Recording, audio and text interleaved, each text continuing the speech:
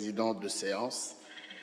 Je suis très heureux d'être là. Je commence d'abord par remercier la Daïra Sop Nabi de France, mais aussi la cellule Zawiya Tijaniya, d'avoir bien voulu m'impliquer et m'associer à cette réflexion que nous aurons ensemble ici sur cette thématique de haute importance au regard des défis auxquels notre monde contemporain fait face. Je salue leur Excellence M. Maguette Seye, ambassadeur du Sénégal, Son Excellence Jean-Christophe Possel, cher ami, que je suis heureux de retrouver ici depuis la conférence sur la paix en Mauritanie, Son Excellence et collègue, parce que maintenant c'est l'ambassadeur des Comores à l'UNESCO, cher ami Bajrafil, notre ami Ben Cheikh, le président de Sopnabi, Serigne Abdul Hamid, ici présent, président coordonnateur de la cellule Zawiya Tijaniya, leurs éminences Serigne Sidi Ahmed Sy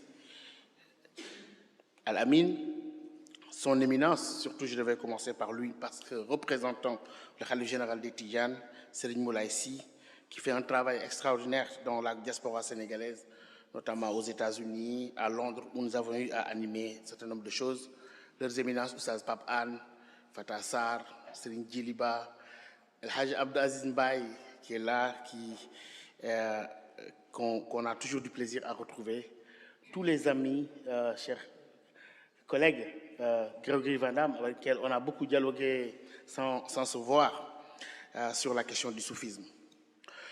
Pour aller très rapidement, au-delà de beaucoup d'émotions, parce que je le disais, il y a beaucoup de symboles dans ce que nous faisons ici aujourd'hui.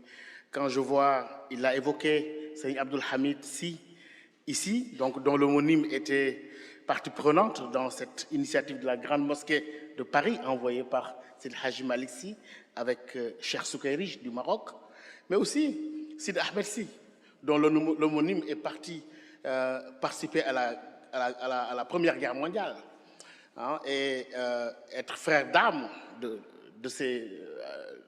d'autres Français qui sont tombés sur le champ d'honneur. Donc lui, quand je les vois tous les deux, je dis le symbole de cette fraternité dont parlait M. l'ambassadeur, mais aussi de sa décision de guide religieux, à qui la France avait demandé de mobiliser des gens pour aller à la guerre. Et lui, il a dit, je ne peux pas envoyer les enfants des autres, j'envoie mon fils Sidi Ahmed Sy pour aller à la guerre, et il est tué à la guerre pour montrer la rigueur, le sérieux et l'exemplarité d'un chef. Absolument. Merci beaucoup. Je ne sais pas après vous si je pourrais parler, mais est-ce que je serais même audible au regard de la pertinence des exemples que vous donnez et votre maîtrise du sujet mieux que moi. Je me permettrai une modeste contribution sur cette thématique de l'islam ouvert, de l'intégration et de la question du dialogue des civilisations. Quand on dit islam ouvert, parfois je me dis, est-ce que ce n'est pas une redondance parce que l'islam est une religion ouverte. L'islam est une religion ouverte qui, dès les premières communautés de l'islam, on trouve les représentants de plusieurs civilisations et de cultures. Sohaib al-Rumi, donc de Byzance, Bilal al-Habashi de l'Abyssinie, Bilal, et Salman al-Farisi de la Perse. Donc l'islam est une religion ouverte par nature. Et est-ce à cette religion aussi qu'on pose la question de l'ouverture qui, dès le 8e siècle, avec les philosophes mu'tazilites, avec certains Jahiz, disaient déjà sur la question de la rationalité et de l'ouverture de l'esprit, la imam siwa al-aql, il n'y a pas d'autre imam que la raison, au 8e siècle. Il n'y a pas d'autre imam que la raison, 8e siècle. Et Al-Jahiz. Et si on continue sur la question de l'ouverture, on a beaucoup de citations à donner aujourd'hui. Quand on voit tout le dialogue fécond qu'il y a eu dans le cadre de cette religion, notamment dans sa présence dans le sud de l'Europe, en Andalousie, ces dialogues féconds entre un certain Ibn Rushd, connu sous le nom de Averroès, avec Moïse Maïmonide de culture juive, avec lesquels il y a eu beaucoup de débats, et son ouvrage incommensurable, qui appelle à la modestie en même temps, en disant que ce qu'il sait, c'est Bidayatul Mujtahid ou Nihayatul Muqtasid. Il ne détient pas la science infuse, toute la science, mais il a seulement dans les prémices de ce qu'il sait pour l'ouverture des champs du possible dans la réflexion. Et est-ce à cet islam aussi qui a très tôt intégré une certaine réalité dans sa diversité qu'on pose la question de l'ouverture. J'ai toujours considéré, contrairement aux thèses d'un unitarisme dogmatique, que l'islam, quand je veux spécifier cette religion, c'est comme un train de civilisation, avec l'image d'un train qui part de Médine et à chaque gare où ce train s'est arrêté, c'est-à-dire à chaque peuple et civilisation, a embarqué avec lui les meilleures valeurs pour les assimiler dans ce terreau de l'islam.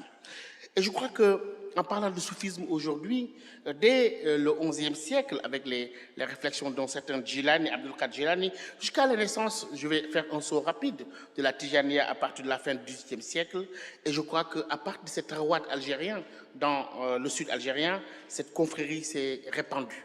C'est répandu dans le Maghreb, mais aussi en Afrique subsaharienne, grâce à l'œuvre de El Hadj Omar Tall, mais aussi de Seyd Hadj Malick Sy, qui, à mon avis, a opéré ce que j'appelais l'islamisation en profondeur de la société sénégalaise. Et il s'est brillamment décrit par ses disciples qui ont parlé de lui et qui ont posé la manière dont cet éminent cheikh a pu inscrire sa démarche dans le contexte de l'époque. Lorsque Serigne Aliou Gueye dit ata wa biqa usudi zulmun wa zulmatun faqama bi sayfil hammi bil hazbi mujradi fa jahada fiha bi siyasati wa nada wa ilmin wa hilmin fahtada kullu muqtadi. Il dit il est arrivé un moment obscur de notre histoire où il y avait l'inquiétude, la désolation. Il fait son djihad. Et le mot djihad au sens d'effort, comme vous le savez, par l'intelligence des concepts, mais aussi par la science et par le savoir. Et je crois que lui, il a joué sa partition dans cette inscription de l'islam soufi, notamment des sons sénégalaises, dans le courant de cette mondialisation, en tout cas dans le courant de l'universel. Parce qu'il n'y a pas de contradiction, comme disait monsieur l'ambassadeur tout à l'heure, chez nous, on n'est pas dans un conflit de sphères entre le spirituel et le temporel. Nous sommes dans des moments de rencontre et de différence. Quand on regarde la tariqa Tijaniya, Serigne Cheikh Ahmed Tidiane Sy Al Maktoum, dans son poème célèbre, Fa Ilayka, il dit que l'une des particularités de la Tijaniya, c'est wa ja'alta dunya al-alamina shaqiqatan lil jannati al-ulya bi kulli ma'ani hadhihi li tarbiyatin wa tilka li rahatin ma'nahuma fil khair wal ihsan. Il a dit que cette confrérie a cette particularité d'avoir jumelé l'ici-bas et l'au-delà. Et hadhihi li tarbiya, ici c'est pour l'éducation spirituelle et l'élévation, wa tilka li rahatin, et l'autre pour être dans une forme de béatitude. Et c'est cet exercice assez difficile, qui est presque un défi pour le disciple de la Tijaniya, de vouloir jumeler ces mondes-là. Et quand on le voit, c'est que il n'y a pas cette dichotomie où, vous savez que la question de la laïcité qui s'est posée ici, il faut que je l'aborde parce que je parle d'intégration, c'est un principe universel. La déclinaison peut être différente. Déjà, sous l'Empire romain, c'est avant la conversion de Constantin, ce sont les chrétiens qui demandaient à ce qu'on fasse la différence entre la citoyenneté du ciel et la citoyenneté d'ici-bas. La situation a changé après la conversion de Constantin et le fait que le pouvoir politique, la religion officielle devienne la religion du christianisme. Mais on le voit toujours dans cette forme d'éducation spirituelle inaugurée par Cheikh Hadj Malick Sy, que j'appelle une forme d'exil au milieu de la société. C'est-à-dire que dans la rupture paradigmatique introduite par la Tijaniya dans le soufisme, ce n'est plus le soufisme de la khalwa. Serigne Babacar Sy le dit, Rabba bila khalwatin ashabahu alanan hatta istaqamu fa ya lillahi man haw. Il a éduqué ses disciples sans être reclus et fuyant ce monde. On nous demande une forme d'exil au milieu de la société, c'est-à-dire que d'être de parfaits spirituels, mais aussi de parfaits citoyens. et d'arriver à l'essentiel qui est la droiture. Et quand on parle de droiture, on est dans l'état de droit, on est dans le respect des lois. Cheikh Al-Hajj Mansour le dit, Tiwawanukum hadhi mahallu istiqamatin. Tiwawanukum hadhi mahallu istiqamatin. Ala fastaqimu mithla man qablakum marru. Il dit que s'il voulait décrire Tiwawan, ce serait la cité de la droiture. Et cette citoyenneté-là, elle est omniprésente. Et ça se fait dans la notion de tarbiya, que Jarafil connaît bien, cette éducation spirituelle, mais disséquée dans ces deux phases. Ce qu'on appelle la tarbiyatul himma et la tarbiyatul hal. La tarbiyatul himma, c'est cette éducation spirituelle qui forge la personnalité de sorte que cette personnalité est imbibée, en tout cas habitée par une volonté transformatrice des choses. Et cette himma-là, d'autant plus que les soufis en ont parlé depuis Ibn Ata'Allah Askandari dans son ouvrage quand il parle de Al-Hikam al-Ata'iyya. Mais dans la tariqa tijane, on nous dit que le fondateur dit Himmatul insani qahiratun ala jami'il akwani.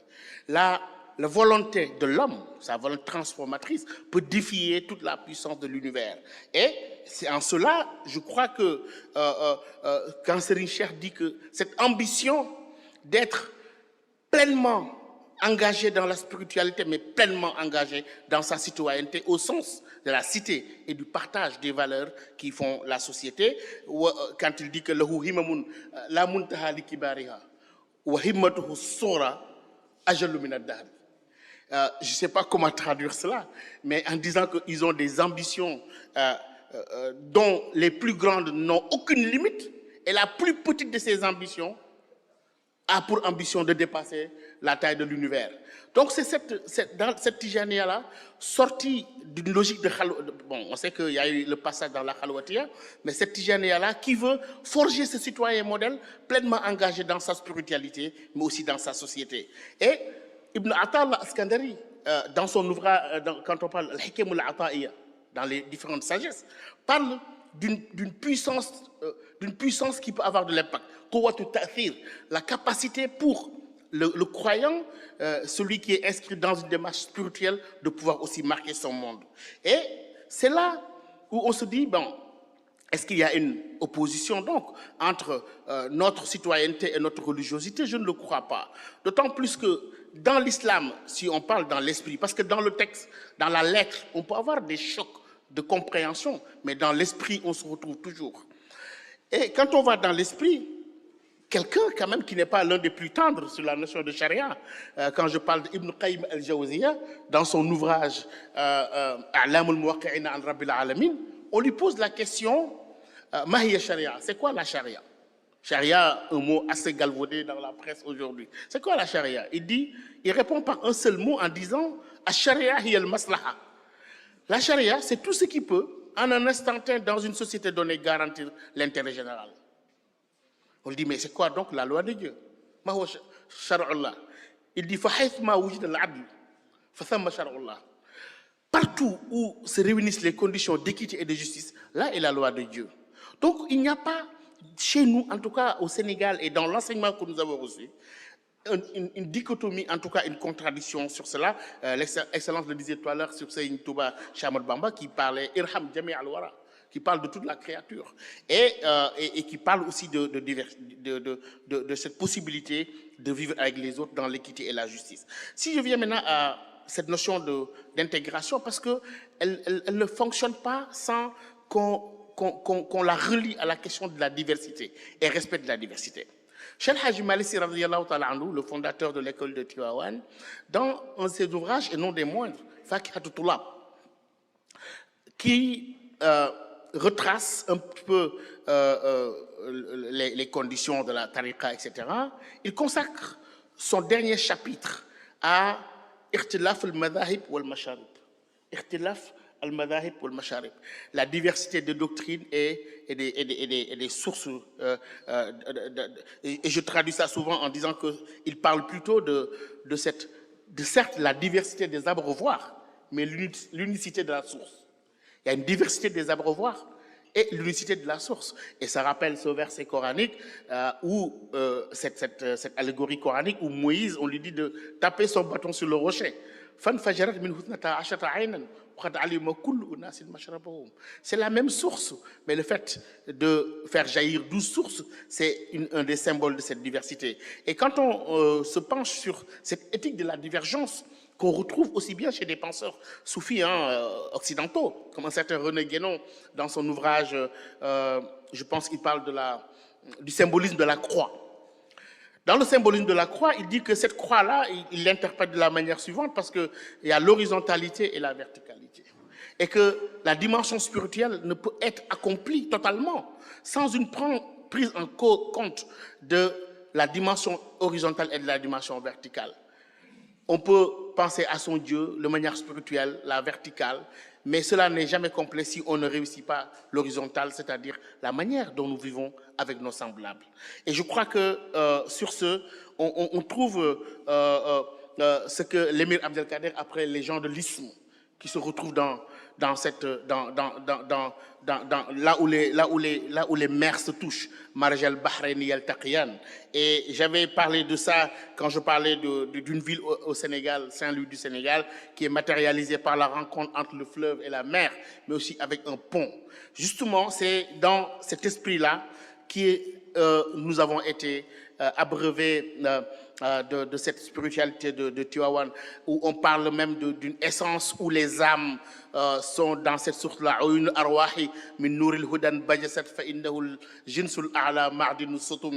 Et je crois que dans ce dernier chapitre de Fakatullah, quand il parle de Irtilaf al-Madahib wal-Masharib, nous sommes dans cette diversité des abreuvoirs, mais l'unicité de la source. C'est-à-dire que, comme un certain Terence dans l'humanisme occidental disait que je suis homme et rien de ce qui est humain ne m'est étranger. Et c'est la même chose qu'on trouve dans cette éducation soufie. Et Sel Haj Malik en arrive sur l'honnêteté intellectuelle qui veut qu'on accepte l'autre dans sa différence et de s'abstenir même de donner un jugement sur la doctrine ou sur la religiosité d'autrui. Et il prend une image en disant que, mon cher, dis simplement que tu es enrhumé, mais ne dis pas que le parfum de l'autre ne sent pas bon. Peut-être tu ne le sens pas. Et donc, il donne toutes ces images-là, et Serigne Cheikh Tidiane Sy Al Maktoum, dès les années 50, commence cette critique-là pour venir maintenant sur la question de la mondialisation négatrice des différences, ce n'est pas la mondialisation.